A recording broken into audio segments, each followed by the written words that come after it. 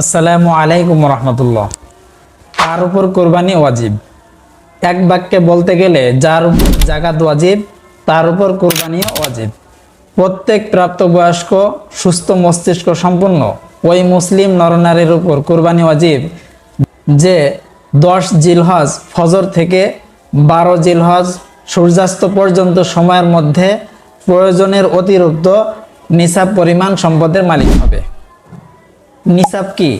সোনার ক্ষেত্রে 7.5 ভরি সোনার মালিক হলেই তাকে নিসাব পরিমাণ সম্পদের মালিক বলে গণ্য করা হবে।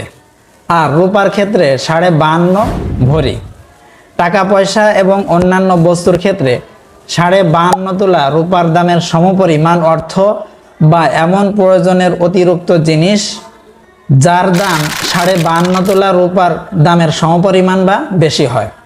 কারো কাছে যদি সোনা বা রূপা কিংবা টাকা পয়সা এগুলোর কোনো একটি পৃথকভাবে নিসাব পরিমাণ নাও থাকে, কিন্তু প্রয়োজনের অতিরিক্ত একাধিক বস্তু মিলে 52.5 তোলা রূপার দামের সমপরিমাণ হয়ে যায়, তাহলেও তার উপর কোরবানি করা ওয়াজিব।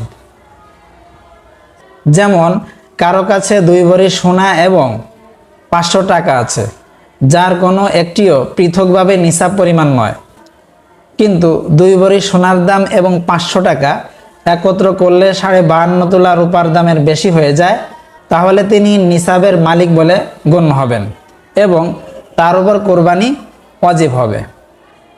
আলোচনা দ্বারা বোঝা গেল আমাদের দেশে এমন অনেক নরনারী রয়েছে যার উপর কোরবানি ওয়াজিব হয়ে আছে, কিন্তু তার পক্ষ থেকে কোরবানি দেওয়া হয় না।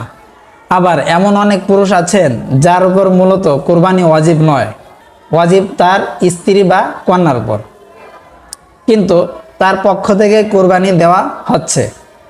আছে এমন যুবক যুবতীও যার কাছে কোনো না কোনোভাবে নিসাব পরিমাণ সম্পদ আছে, কিন্তু সে জানেই না যে তার উপর কোরবানি ওয়াজিব।